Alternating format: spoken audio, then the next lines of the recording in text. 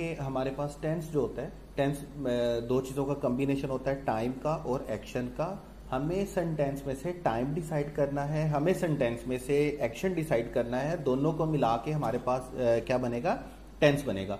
Past papers में भी आपने देखा कि वर्ब्स के पास्ट पेपर में भी आपके पास क्या होता है कि आपको फॉर्म ऑफ वर्ब डिसाइड करनी होती है कि सेंटेंस के अकॉर्डिंगली यहाँ पे कौन सी फॉर्म आनी है, कौन सी हेल्पिंग वर्ब आना है, या दोनों का कॉम्बिनेशन कौन सा आना है। इंतहाई आसान क्वेश्चन होता है, आपने पास पेपर के क्वेश्चन में देखा। ठीक है, तो अभी देखिएगा, अभी हम जिसकी बात करेंगे, हम टेंसेज में बात करेंगे हेल्पिंग वर्ब और वर्ब की कॉम्बिनेशन की, कि कौन से टेंस में कौन सी वॉइस में जाके हमें क्या करना होता है, कौन सा हेल्पिंग वर्ब और वर्ब चाहिए होता है। देखिए, बिल्कुल स्टार्ट से हम बात करेंगे। बिल्कुल स्टार्ट से जब हम बात करते हैं तो हमारे पास देखिए, हमारे पास कुछ यूं करके चलता है। मैं सारी बात को दोबारा से लिख रहा हूं और ये बहुत इंपॉर्टेंट है, आपने इसको बड़े अच्छे तरीके से समझना है। ठीक है, लाइक अगर आप इस लेक्चर को अच्छे तरीके से समझ लेते हैं, नोट कर लेते हैं, तो बिलीव मी आपका कोई जो टेंस का जो 40% पोर्शन है वो क्लियर होगा। देखिए, हमने कहा टेंस हमारे पास दो चीजों का कॉम्बिनेशन होता है। टेंस को हमने दो चीजों का कॉम्बिनेशन बताया। पहला हमारे पास क्या है, टाइम, और दूसरा हमारे पास क्या है, दूसरा हमारे पास क्या है, एक्शन। एक्शन का मतलब हमारे पास क्या है, वर्ब। ठीक है, याद रखिएगा। और जब भी हम इंग्लिश में वर्ब का वर्ड बोलते हैं तो आपने याद रखना है, वर्ब का मतलब सिर्फ फॉर्म ऑफ वर्ब नहीं होता। वर्ब में दो चीजें शामिल होती हैं, ये आप अपनी ज़हन में बिठा लीजिएगा अच्छे से। जब भी हम वर्ब बोलते हैं तो वर्ब में हमेशा दो चीजें शामिल होती हैं, हेल्पिंग वर्ब शामिल होता है और क्या शामिल होता है, वर्ब शामिल होता है, यानी कि फॉर्म ऑफ वर्ब शामिल होता है। अब इंग्लिश में हमारे पास तीन तरह का टाइम होता है। तीन तरह का टाइम हमारे पास कौन सा होता है, पहला टाइम हमारे पास होता है प्रेजेंट, दूसरा टाइम हमारे पास क्या होता है, पास्ट, और तीसरा टाइम बेटे हमारे पास कौन सा होता है, फ्यूचर। ठीक हो गया, प्रेजेंट, पास्ट और फ्यूचर। अब इसके बाद जो एक्शन होता है बेटे हमारे पास वो चार तरह का होता है। पहला एक्शन हमारे पास कौन सा होता है, इंडेफिनेट। सेकंड एक्शन जो हमारे पास होता है वो क्या होता है, कंटीन्यूअस। थर्ड हमारे पास क्या होता है, परफेक्ट। और लास्ट में जो फोर्थ हमारे पास होता है बेटे वो हमारे पास क्या होता है, परफेक्ट कंटीन्यूअस।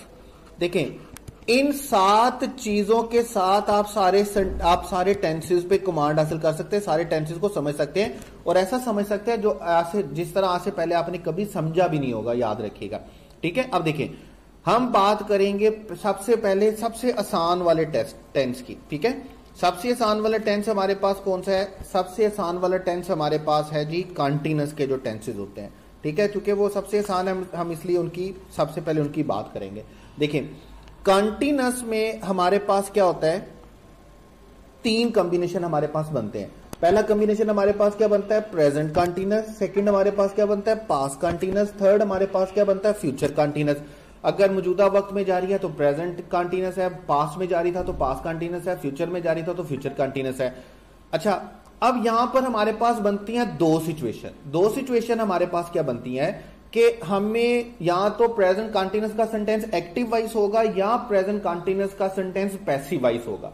लाइक देखिए, हम क्या करते हैं, हम ये बोलते हैं कि प्रेजेंट कंटीन्यूअस के एक्टिव स्ट्रक्चर के लिए जो हमने फॉर्म यूज करनी है वो हमारे पास कौन सी होती है, आईएनजी फॉर्म। प्रेजेंट कंटीन्यूअस के एक्टिव स्ट्रक्चर के लिए हमने कौन सी फॉर्म यूज करनी है, आईएनजी फॉर्म यूज करनी है। अब आईएनजी फॉर्म जो हम यूज करेंगे, एक मिनट के लिए अगर मैं इसकी कॉपी बना लूं एक, तो हमें आगे भी यही काम आ जाएगा। हमें चूंकि आगे भी चाहिए तो मैं इसका बेटे एक मिनट के लिए मैं इसकी कॉपी दो तीन बना रहा हूं इस स्लाइड की, ताकि हम फर्दर इसको क्या कर सकेंगे, एक्सप्लेन कर सकेंगे। ठीक है, अब देखें, अब हमारे पास क्या चलता है, हम ये बात कर रहे हैं कि कंटीन्यूअस के एक्टिव स्ट्रक्चर में हमें आईएनजी फॉर्म चाहिए होती है, वो चाहे प्रेजेंट का हो, पास्ट का हो, फ्यूचर का हो। जहां पर कंटीन्यूअस आ गया, कंटीन्यूअस के लिए हमें कौन सी फॉर्म चाहिए, आईएनजी फॉर्म चाहिए। और पैसिव वॉइस में हमारे पास क्या होता है, पैसिव वॉइस में हमें हमेशा ही कौन सी फॉर्म चाहिए होती है, पैसिव वॉइस में हमेशा हमें कौन सी फॉर्म चाहिए होती है, थर्ड फॉर्म। किसी भी टेंस का पैसिव स्ट्रक्चर जो होगा, किसी भी टेंस का किसी भी टेंस का जो पैसिव स्ट्रक्चर होगा आपने याद रखना है। पैसिव स्ट्रक्चर के लिए आपको कौन सी फॉर्म चाहिए होगी? Third form. वो प्रेजेंट इंडेफिनिट का हो, वो पास्ट इंडेफिनिट का हो, वो फ्यूचर इंडेफिनिट का हो, प्रेजेंट कंटीन्यूअस का हो, पास्ट कंटीन्यूअस का हो, प्रेजेंट परफेक्ट का हो, पास्ट परफेक्ट का हो, कुछ भी हो, आपको थर्ड फॉर्म चाहिए है पैसिव वॉइस के लिए। पैसिव वॉइस का मतलब ही थर्ड फॉर्म होता है। तो कंटीन्यूअस की सूरत में अगर सेंटेंस एक्टिव है तो आईएनजी फॉर्म आएगी, अगर सेंटेंस पैसिव है तो फिर कौन सी फॉर्म आएगी? थर्ड फॉर्म आएगी। उसके बाद देखिए हेल्पिंग वर्ब, जो कंटीन्यूअस के लिए हेल्पिंग वर्ब होते हैं वो प्रेजेंट के लिए हमारे पास क्या होते हैं? Is am are. पास्ट के लिए हमारे पास क्या होते हैं? Was were. और फ्यूचर के लिए हमारे पास क्या होते हैं? विल बी और शैल बी। अब देखें, अगर हमारे पास सेंटेंस प्रेजेंट कंटीन्यूअस है और उसका प्रेजेंट कंटीन्यूअस का एक्टिव वॉइस है तो फॉर्म कौन सी यूज होगी? Is am are. और फॉर्म कौन से हेल्पिंग वर्ब कौन सा यूज होगा? Is am are. और फॉर्म कौन सी यूज होगी? First form ING. अगर पास्ट कंटीन्यूअस है तो हेल्पिंग वर्ब कौन सा यूज होगा? Was were. और फॉर्म कौन सी यूज होगी? First form ING. अगर फ्यूचर का है कंटीन्यूअस, उसमें will be shall be helping verb use होंगे और फॉर्म कौन सी यूज होगी? आईएनजी। लेकिन अगर सेंटेंस पैसिव है तो आपने क्या करना है? आपने इन हेल्पिंग वर्ब के साथ कौन सा वर्ड लिखना है बेटे? बीइंग का। एक तो आप इन हेल्पिंग वर्ब के साथ बीइंग का वर्ड लिखेंगे, बीइंग का वर्ड लिखने के साथ आपने फॉर्म कौन सी यूज करनी है? थर्ड फॉर्म यूज करनी है। देखिए ये कुछ ऐसे चलता है, लाइक अगर मैं 3 टेंसेस बनाता हूं, मैं बोलता हूं प्रेजेंट कंटीन्यूअस, पास्ट कंटीन्यूअस, बल्कि हम इसको ऐसा करते हैं पास्ट कंटीन्यूअस और फ्यूचर कंटीन्यूअस। अब देखें, अब इसमें हमारे पास सिचुएशन क्या बनेगी?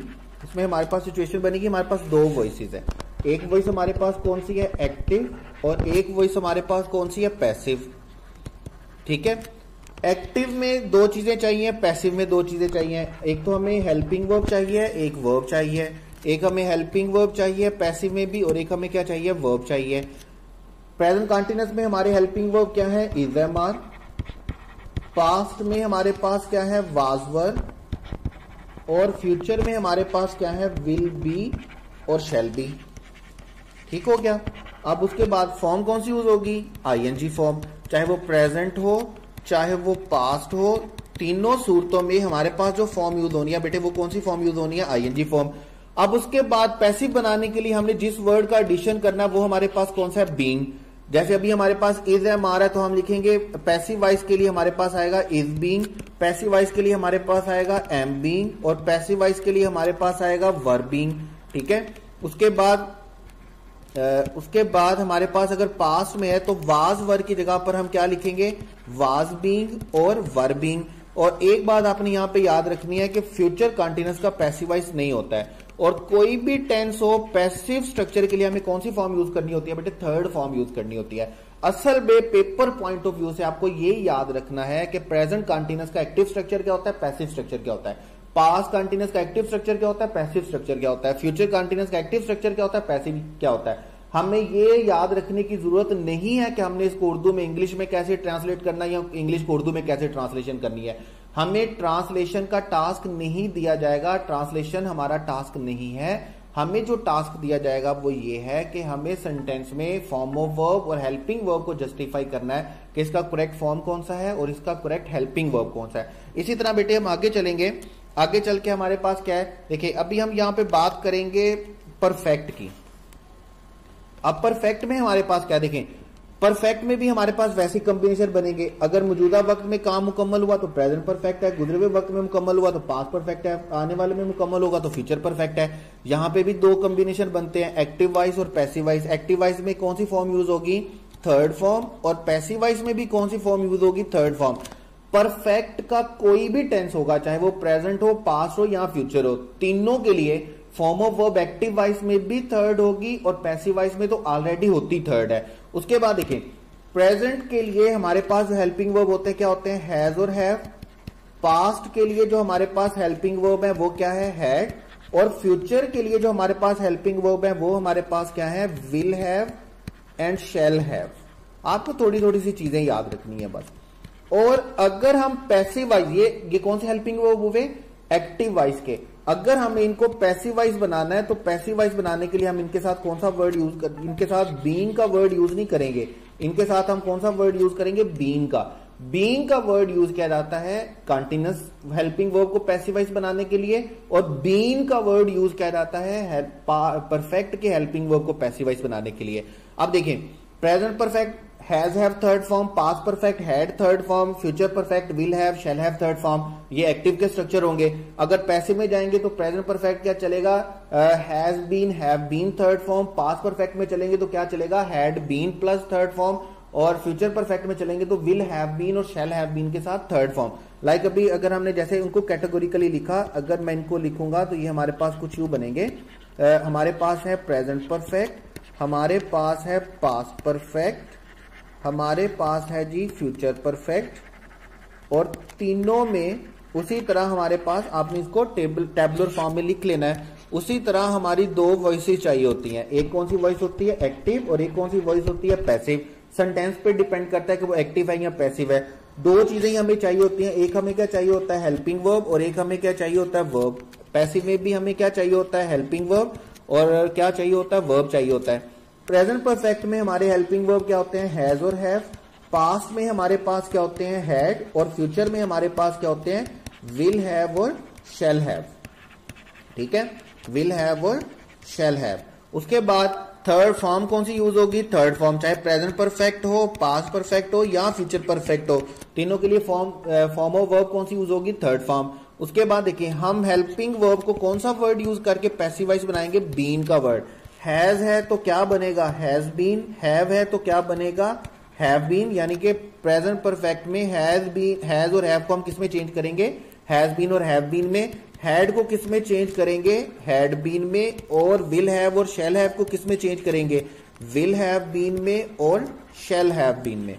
ठीक है, और एक बात मैं बार बार बोल रहा हूं, जहां पर पैसिव वॉइस आ जाएगा, पैसिव वॉइस का मतलब ही वर्ब की कौन सी फॉर्म होती है, थर्ड फॉर्म। किसी भी टेंस की हो, किसी भी टेंस का पैसिव वॉइस हो, वर्ब की कौन सी फॉर्म यूज होगी, थर्ड फॉर्म यूज होगी। अभी ये जो है आपने इसको कैटेगोरिकली इसी तरह लिखना अपने पास, ताकि आपको याद रहे कि कौन से टेंस में कौन सी फॉर्म ऑफ वर्ब है, कौन सा हेल्पिंग वर्ब है, एक्टिव में क्या स्ट्रक्चर होगा, पैसिव में क्या स्ट्रक्चर होगा, उसका हेल्पिंग वर्ब क्या होगा एक्टिव में, और उसका हेल्पिंग वर्ब क्या होगा पैसिव में। ठीक है, नेक्स्ट लेक्चर में, नेक्स्ट वीडियो में हम इंडेफिनिट के तीनों टेंसेस और परफेक्ट कंटीन्यूअस के तीनों